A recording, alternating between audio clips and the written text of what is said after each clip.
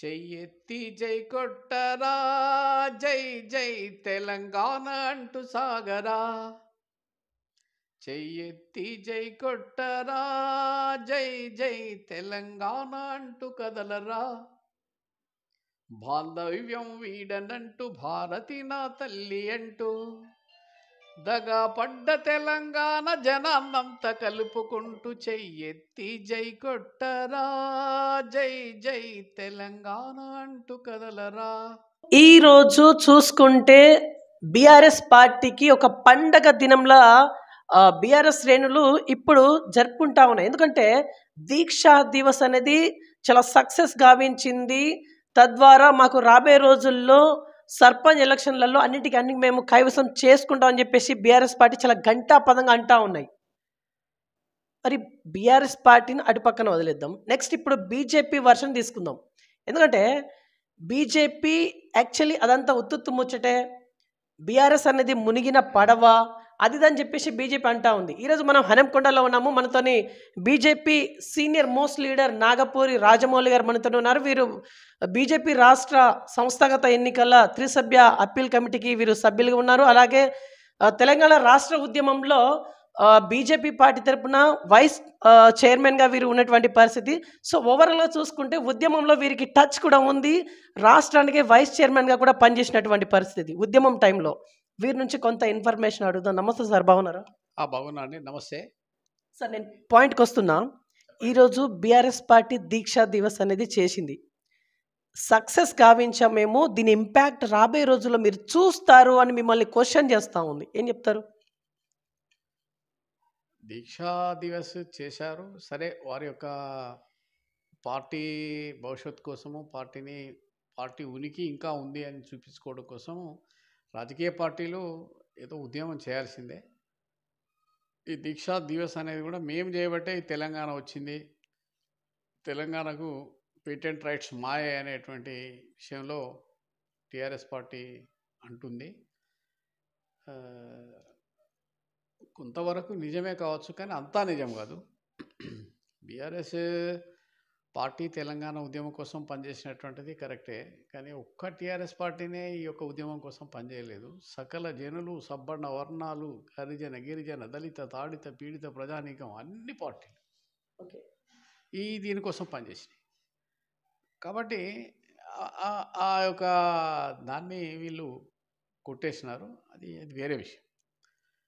ఇప్పుడు ఒక రౌతును ఇంకొక రౌతుతో 1, 2, 3, 4, 5 అని కొట్టుకుంటా 10వసారికి రౌతు పలిగింది అనుకోరి. కానీ ఆ 10వసారి దెబ్బకే పలిగింది అంటే అది కరెక్ట్ కాదు. దానికంటే ముందు తాకిన దెబ్బలు దాని మీద ఎఫెక్ట్ పడితేనే ఆ 10వసారి పలిగింది. ఈ తెలంగాణ ఉద్యమం కూడా అంతే. తెలంగాణ ఉద్యమం ఇప్పుడు స్టార్ట్ కాలే, కేసీఆర్ తోటే స్టార్ట్ కాలే. 1969లో తెలంగాణ ఉద్యమం స్టార్ట్ అయింది. తొలి దశ ఉద్యమం జరిగింది. 360 మంది ప్రాణాలు కోల్పోయినారు. అట్లాగే తర్వాత అది కంటిన్యూస్గా వస్తూనే ఉంది. భారతీయ జనతా పార్టీ ఒక్క ఓటు 2 రాష్ట్రాలు అన్నప్పుడు అందరూ హేళన చేశారు. అంటే టీఆర్ఎస్ రాకముందే భారతీయ జనతా పార్టీ అన్నది, టీఆర్ఎస్ కూడా అన్నది బీజేపీని, ఒక్క ఓటు 2 రాష్ట్రాలని కాకినాడ తీర్మానం ఎక్కడ పెట్టిరు, పక్కకు పెట్టిరు మీరు అని చెప్పి. కానీ వాస్తవంగా ఒక జాతీయ పార్టీ,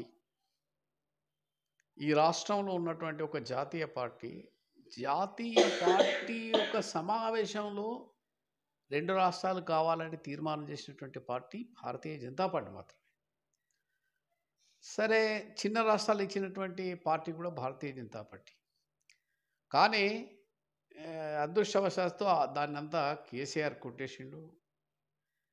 వాళ్ళు కొట్టేసినందుకు, పని చేసినందుకు వడ్డీతో సహా అనుభవించారు కూడా. తెలంగాణ తీసుకురావడంలో టీఆర్ఎస్ పార్టీ పాత్ర ప్రముఖమైంది కాదనలేము. కానీ దాంతో పాటుగా మిగతా సకల జనులు, సబ్బండ వర్ణాలు కూడా చేసిండు అనేదాన్ని గుర్తుంచుకోవాల్సినటువంటి అవసరం ఉంటుంది. అంటే ఇప్పుడు ఓవరాల్గా మీరేం చెప్తారు? ఇప్పుడు బీఆర్ఎస్ శ్రేణులు ఏమంటా ఉన్నాయి, రాబోయే రోజుల్లో సర్పంచ్ ఎలక్షన్స్ అయితే ఉన్నాయి. ఎస్, ఉన్నాయి కదా. ఐ థింక్ ఫిబ్రవరిలో నోటిఫికేషన్ వస్తుంది. సర్పంచ్లలో అన్నీ మేమే కైవసం చేసుకుంటాం. వార్డ్ మెంబర్ల నుంచి వెళ్ళి జెడ్పీటీసీల వరకు అన్ని మేమే కైవసం చేసుకున్నాం అని చెప్పేసి చాలా ఘంటాపథంగా చెప్తా ఉన్నారు బీఆర్ఎస్ శ్రేణులు. ఏం చెప్తారు? వన్ వర్డ్ ఆన్సర్ ఇవ్వండి దీనికి. అది శుద్ధ అబద్ధం. టీఆర్ఎస్ పార్టీని ప్రజలు మర్చిపోయినరు. టీఆర్ఎస్ అనేది ఒక జీవం లేనటువంటి ఏ, ఒక ఒక భౌతిక కాయంగా మిగిలిపోయింది. ఎందుకంటే వాళ్ళకు ఒక మంచి అవకాశం ఉండి వాళ్ళను ప్రజలు 2 సార్లు వాళ్ళను గెలిపించారు. కానీ అవినీతి, కుటుంబ పాలన అన్ని రకాలుగా ఏ రకంగా ఇక మేము తీసుకొచ్చినాం తెలంగాణ అనే విషయంగా తెలంగాణను సర్వనాశనం చేసి బస్టు పట్టించారు. సో ఒక్కటా రెండా అని చెప్పడానికి వీల్లేదు. కేసీఆర్ మచ్చడే కావచ్చు, కేసీఆర్ దీనికోసం దీక్ష చేసిండు కావచ్చు, కానీ కేసీఆర్ ఉన్నటువంటి చుట్టూ ఉన్నటువంటి కోటరి కుటుంబ సభ్యులందరూ కలిసి తెలంగాణను భ్రష్టు పట్టించారు, అప్పుల పాలు చేశారు. సో అందుకే వాళ్ళకు 3rd ప్లేస్ ఇచ్చారు. అసెంబ్లీలో 2nd ప్లేస్ ఇచ్చిన, ఎంపీ ఎలక్షన్ వచ్చేసరికి 3rd ప్లేస్ ఇచ్చారు. మళ్ళీ వాళ్ళు లేస్తామంటే లేవని ఎవడొద్దంటాడు, ఎవరు చేసుకునే పని వాళ్ళు చేసుకుంటారు. కానీ అది నిన్నటి మాట. టీఆర్ఎస్ పార్టీ మళ్ళీ లేస్తుంది అనుకోవడం పొరపాటు. అసలు టీఆర్ఎస్ పార్టీ నుంచి కాంగ్రెస్లకు ఎందరు పోతారా, ఎప్పుడు పోతారా, ఏం చేస్తారా అనేటువంటి విషయంలో వాళ్ళని ఆగబట్టుకోవడం కోసానికే వీళ్ళ ప్రయత్నం సరిపోతున్నది. ఇంకా అది ఎక్కడ నిలబడుతుంది?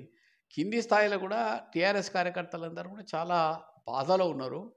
వాళ్ళు కార్యకర్తలు ఏం బాగుపడలే, కార్యకర్తలందరూ కూడా చాలా ఇబ్బందుల్లో ఉన్నారు. వాళ్ళు ఏంది, మా యొక్క పరిస్థితి ఏంది అనేటువంటి విధంగా వాళ్ళు ఆలోచన చేస్తూ ఉన్నారు.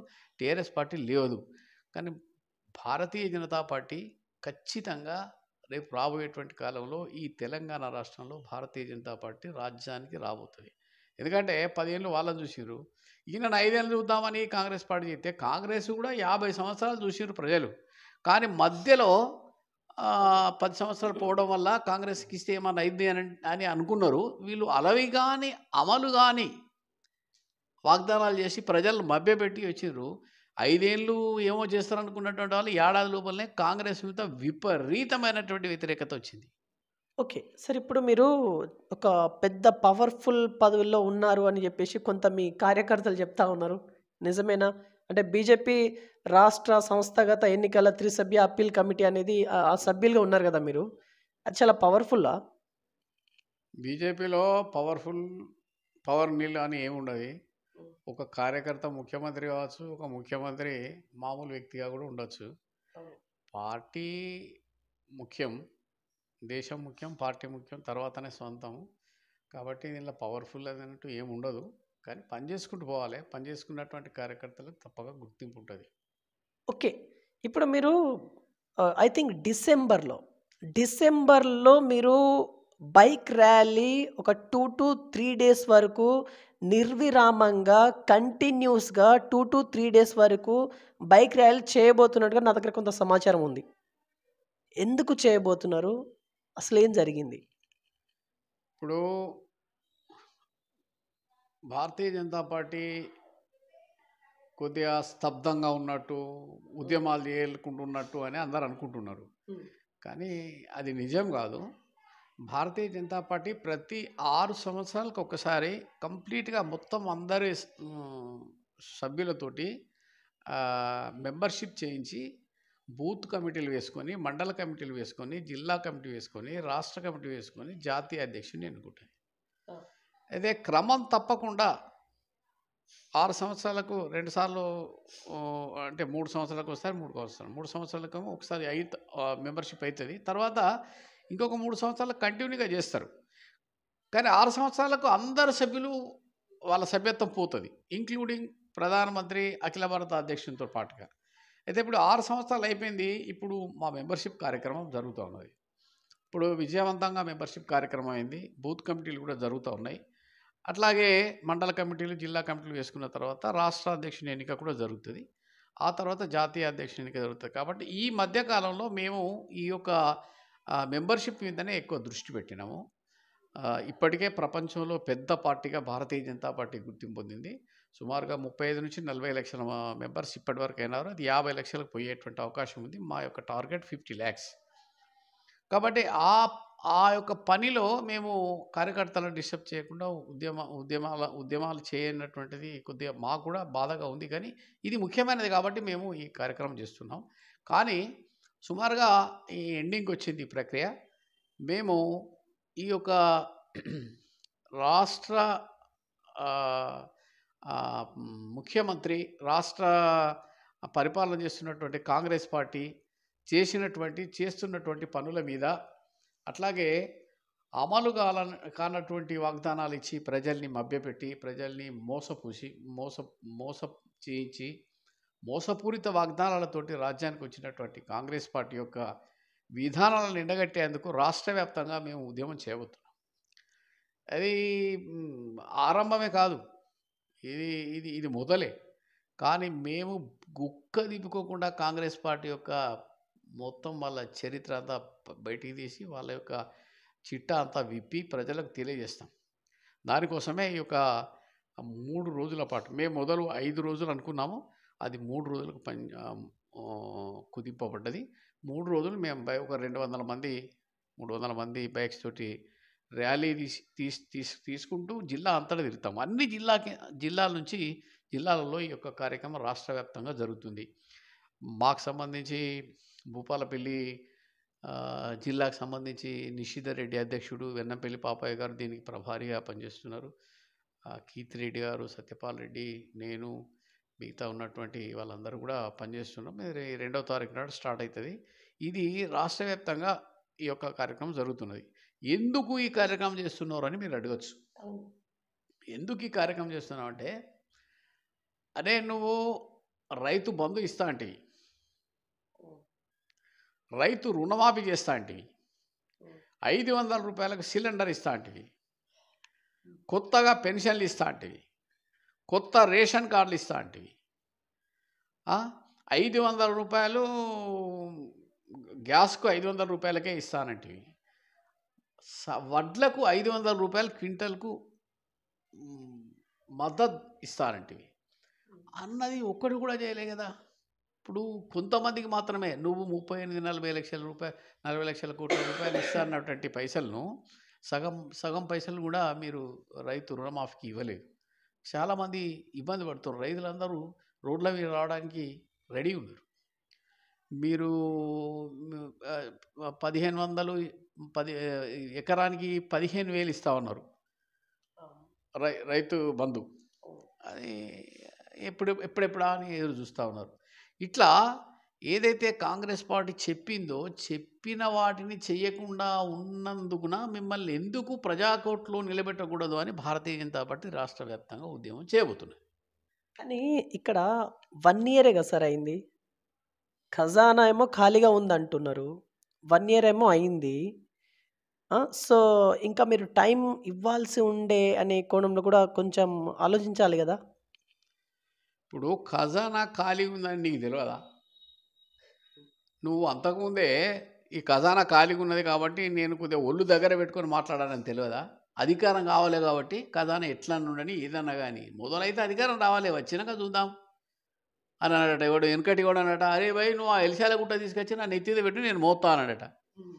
అంటే అరే ఎట్లా మోస్తావురా భయ్ అంటే, నువ్వు తీసుకొచ్చి నా నెత్తిద పెట్టరా భయ్ నేను మోస్తా అన్నట. వాడు లేవట్టాడు, వీడు నెత్తిద పెట్టాడు, వీడు పోయాడు. అంటే నేను అధికారంలోకి వచ్చిన తర్వాత ఖజానా ఖాళీ ఉందని చెప్తా, కానీ ఇప్పుడైతే అధికారం రావాలని అబద్ధాలు అయినావు కదా. నీకు మొదలే తెలుసు కదా, అదే టీఆర్ఎస్ పార్టీ అవినీతి పరంగా చాలా అధ్వానమైనటువంటి పరిస్థితిలో ఉన్నది, రాష్ట్రాన్ని దివాలా తీయించిందని చెప్పే కదా నువ్వు మాట్లాడింది.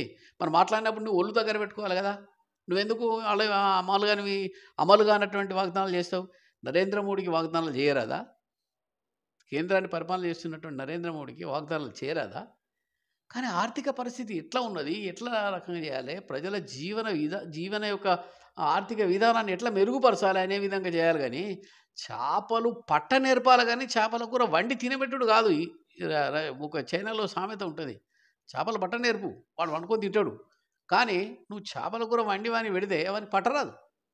కాబట్టి ప్రజలలో వాళ్ళకు అవగాహన పెంచాలి, వాళ్ళ యొక్క ఆర్థిక పరిస్థితి మెరుగుపరిచేందుకు పరిశ్రమలు, మిగతా ఉద్యోగాలు, చిరు ఉద్యోగాలు, వ్యాపారాలు పెట్టుకునేందుకు ప్రయత్నం చేయాలి. అంతేగాని నువ్వు ఇంట్లో వండరాబోయి అన్ని నీకు ఇస్తా, నీ నోట్లో పెడితే నువ్వు నమిలి మింగు, నువ్వు నమలు రాకపోతే నేనే నవ్వులుతా అనే విధంగా కాంగ్రెస్ పార్టీ చేస్తూ ఉన్నది. అది కరెక్ట్ కాదు. 3 days బైక్ ర్యాలీ అంటున్నారు. కిషన్ రెడ్డి గారు 3 days ఉంటారా? తప్పకుంటారు. ఈ రాష్ట్రంలో ఉన్నటువంటి ప్రతి కార్యకర్త ఈ 3 రోజులు రాష్ట్ర వ్యాప్తంగా తిరుగుతారు. సార్ ఇక్కడ ట్రాఫిక్ అంతరాయం జరగదా? ఇప్పుడు మీరు 200 బైక్స్ అంటున్నారు. 200 బైక్స్ అంటే ఒక్కసారి ఇమాజిన్ చేసుకోండి సార్. రోడ్డు 200 బైక్స్ ఒక్కసారి ఇమాజిన్ చేసుకోండి, ఎంత ట్రాఫిక్ జామ్ అవుతుంది, అంబులెన్స్కి ఎంత ఇబ్బంది కలుగుతుంది, ఒకసారి చెప్పండి. అట్లా కాకుండా చూసుకుంటారు. మా యొక్క పరిశీలకులు ఉంటారు, ముందు ఉంటారు. వాళ్ళు వెళ్ళి రోడ్డు కొద్దిగా మంచిగా చేయడము, అట్లాగే ట్రాఫిక్ పోలీస్ వాళ్ళ సహకారం కూడా తీసుకుంటాం. ఊర్లలో కొంచెం ఇబ్బంది అవుతుంది, కానీ రోడ్డు మీద ఇబ్బంది కాకుండా మేము ఆ రకంగా వ్యవస్థ ఉంటుంది మాకు. మేము జాగ్రత్తలు ఉంటాయి జాగ్రత్తలు. మీరు కూడా ఉన్నారా బైక్ ర్యాలీలో? మీరు ఉన్నారా? తప్పక ఉంటాను. 2వ తారీఖు నేను కూడా ఉంటాను. డ్రైవింగ్ మీరే చేస్తారా?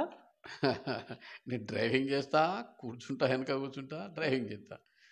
నేను పర్ఫెక్ట్ డ్రైవర్. సైకిల్ మోటార్ 15-20 ఏళ్ళు నడిపినా కదా, నాకు ఇబ్బంది ఏం కాదు. ఓకే, ఒకసారి మీరు ఉద్యమం టైంలో బీజేపీ పార్టీ తరపు నుంచి వెళ్ళి స్టేట్ వైస్ చైర్మన్గా కూడా పనిచేసారు మీరు. యాక్చువల్ మీ ఉద్యమపు జ్ఞాపకాలు చెప్పండి సార్. నేను ఉమ్మడి జిల్లా అధ్యక్షుడిగా ఉంటుంది. ఉమ్మడి జిల్లా వరంగల్ ఉమ్మడి జిల్లా అధ్యక్షుడిగా ఉంటుంది. అది తెలంగాణ ఉద్యమం అప్పుడప్పుడు స్టార్ట్ అవుతున్నది పరిస్థితిలో. నేను తెలంగాణ రావాలి, ఇచ్చంపల్లి కావాలి, తెలంగాణ రావాలి అని నేను 25 రోజుల పాటు పాదయాత్ర చేసిన. ఎక్కడి నుంచి ఎక్కడ వరకు? ఇచ్చంపల్లి నుంచి హైదరాబాద్ పాదయాత్ర. రోజు 25 కిలోమీటర్లు, 25 days, 610 కిలోమీటర్లు నేను పాదయాత్ర చేసిన.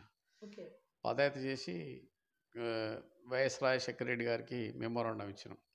ఆ టైంలో దత్తాత్రేయ గారు, కిషన్ రెడ్డి గారు, ఇంద్రసేనారెడ్డి గారు, మా జంగారెడ్డి గారు, రాజేశ్వరరావు గారు, మన్నాల శ్రీరాములు గారు, జయపాల్ గారు, మార్తినేని ధర్మారావు, ప్రేమేందర్ రెడ్డి, చాలామంది, మా అశోక్ రెడ్డి, విజయరావు, చాలామంది సహకారంతో ఈ యొక్క జరిగింది. అది నా జీవితంలో కూడా మర్చిపోలేనటువంటి సంఘటన. నా నాయకత్వంలో జరిగింది. ఇది చాలా మంచి జ్ఞాపకాలు. అట్లాగే నేను ఇంతకుముందు మీతో ఒకసారి చెప్పిన, తెలంగాణ ఉద్యమం జరిగినప్పుడు కేసీఆర్ నన్ను పాట రాయమన్నాడు. అంటే నేను తెలంగాణ కోసం రాస్తాను కానీ పార్టీ కోసం రాయని చెప్పి, నేను ఆ సమయంలో రాసిన ఒక చిన్న పల్లవి మీకు వినిపిస్తా.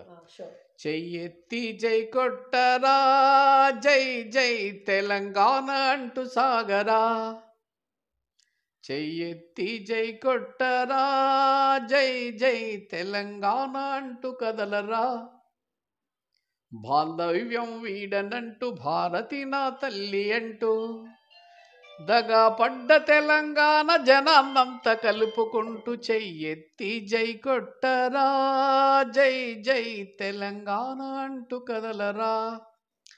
ఈ రకంగా చాలా పాటలు రాసిన నేను కూడా. నిజంగా చాలా అద్భుతంగా పాడారు సార్. ఇంకొక 2-3 పాటలు పాడారు. ఇక పాటలు పాడాలంటే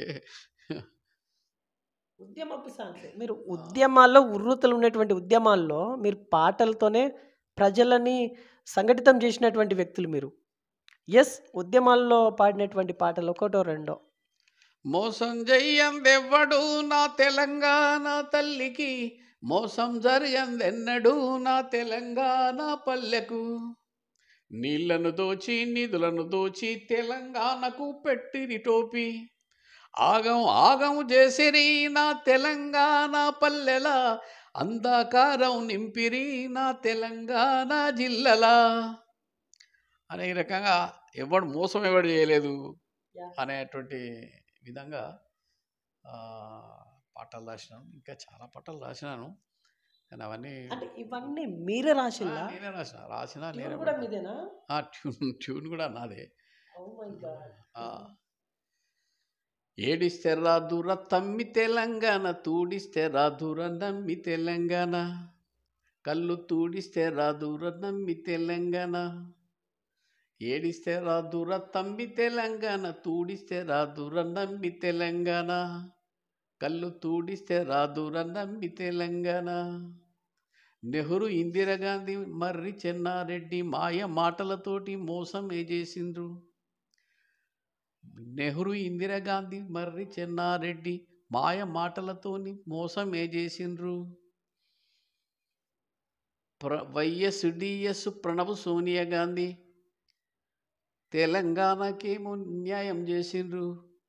బజారుకి ఇవ్వాలేరా వాళ్ళది భాగోతం ఇప్పాలేరా తమ్ముడా, బజారుకి ఇవ్వాలేరా వాళ్ళను భాగోతం ఇప్పాలేరా వాళ్ళది, కోదండమెయ్యాలేరా వాళ్లకు కోలాటమాడాలేరా వాళ్ళతో.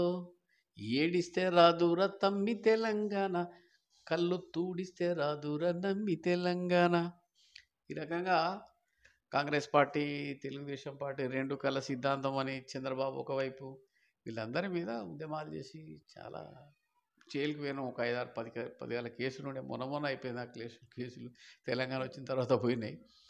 అట్లే ఒక్క తెలంగాణకు సంబంధించిన టీఆర్ఎస్ కార్యకర్తలే కాదు, భారతీయ జనతా పార్టీకి సంబంధించినట్టు చాలామంది కార్యకర్తలు జైలుకి వెళ్ళినారు, ఇచ్చినారు. ఇంకొకటి కూడా చెప్తాను నేను, ఏంటంటే అందరికీ తెలుసు తెలంగాణ వచ్చింది. తెలంగాణ ఎట్లా వచ్చింది? కేసీఆర్ చేయబట్టే వచ్చింది.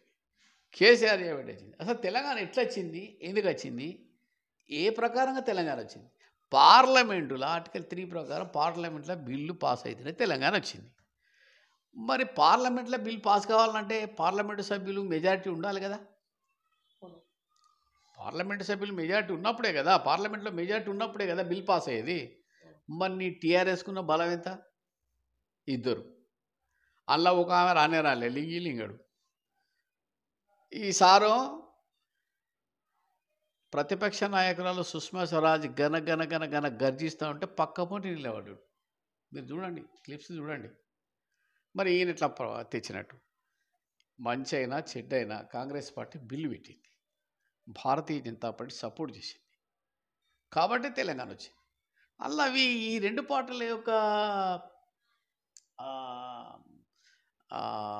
యోగదానం లేదు, నేనే చేసినానంటే వీళ్ళు చేసినా కూడా నువ్వు కొట్టేసినావు.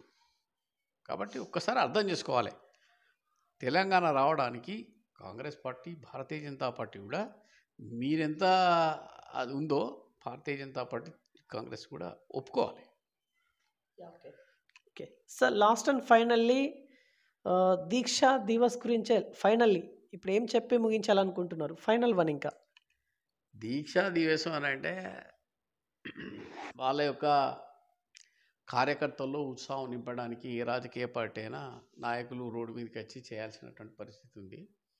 కానీ దీక్షా దివసం జరిగినట్టు కనపలే. వాళ్ళకు టైం కూడా ఏదో 2:30కే ఇచ్చినట్టున్నది. 2:30 లోపల 1:30 వరకు చేయాలి అని ఇచ్చినట్టున్నది. ఆ మాత్రం ఇంకా కాంగ్రెస్ పార్టీ కొంత సమయం ఇచ్చింది. అదే టీఆర్ఎస్ పార్టీ అయితే ఎవరిని బయటికి కూడా రానియకపోయేది. దీక్షా దివస్ చేస్తూ ఉన్నటువంటి వాళ్ళను వాళ్ళ ఇంట్లోనే వాళ్ళను అరెస్ట్ చేసి పడేసేది. ఎంత నియంతృత్వ పరిపాలన సాగించింది టీఆర్ఎస్ పార్టీ అంటే, బండి సంజయ్ని ఇంట్లో నుంచి యువతలకు రానియాలి, కిషన్ రెడ్డిని ఇంట్లో నుంచి యువతలకు రానియాలి, ఎండల లక్ష్మీనారాయణ ఇంట్లో నుంచి రానియాలి, మా ధర్మారావుని బయట నుంచి రానియాలి, మమ్మల్ని అందరూ ఎక్కడెక్కడ అరెస్ట్ చేశారు. అరే ప్రజాస్వామ్యంలో ప్రజా గొంతుగా వినిపించేందుకు ప్రతిపక్షాలు ధర్నాలు చేస్తాయి, రాస్తారోకోలు చేస్తే అది వాటి హక్కు. కానీ నువ్వు హక్కులను కాలరాసి కనీసం వాళ్ళను ఇంట్లోకి యువతలకెళ్ళకుండా చేసినటువంటి దుర్మార్గమైనటువంటి నైజాం పరిపాలన, కేసీఆర్ పరిపాలన మనం చూసినాం. మరి నీకు కూడా అదే గతి పడుతుంది కదా. ఇప్పుడు టీఆర్ఎస్ పార్టీ కూడా ధర్నాలు చేయని తెలియరు, వాళ్ళని కూడా లోపలేస్తారు కాంగ్రెస్ పార్టీ వాళ్ళు. కానీ కాంగ్రెస్ పార్టీ కూడా ఆలోచన చేయాలి, ఏ ప్రకారంగానైతే టీఆర్ఎస్ పార్టీ చేస్తే వాళ్ళకి ఆ గతి పెట్టిందో మీకు కూడా ఆ గతి పట్టకుండా చూసుకోరు. ప్రజాస్వామ్యాన్ని పరిరక్షణ చేయండి. పరిరక్షణ చేసినప్పుడు మాత్రమే మీకు రేపు పొద్దున అవకాశం ఉంటుంది. ఓకే, సో ఇది ఇవాల్టి ఇన్ఫర్మేషన్. చూస్తున్నాను BVR TV news. Until then బాబాయ్, టేక్ కేర్.